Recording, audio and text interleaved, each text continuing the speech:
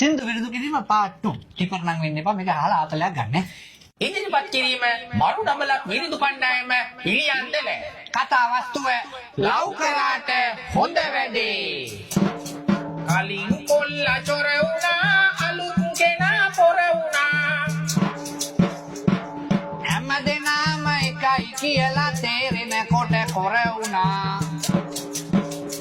අපි දන්නේම නැතුව ආදරේ හින්දා ඉල්ලං කාලා සාලිය සෝකමාලා වගේ උපෙමින් වෙලිලා.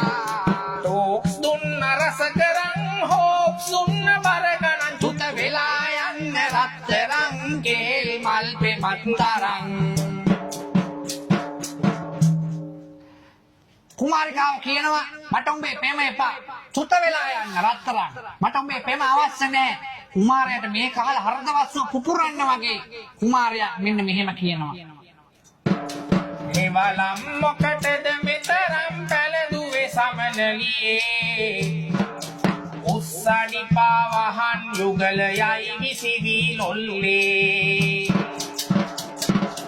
මල් පෙටිවල පාට ගෑවේ සියුම් මැලි දෙතොලේ. කොළඹ ගිහින් ඉගෙන ගත්තේ ඕවද මගේ කෙල්ලේ. කොළඹ ගිහින් ඉගෙන ගත්තේ ඕවද මගේ කෙල්ලේ.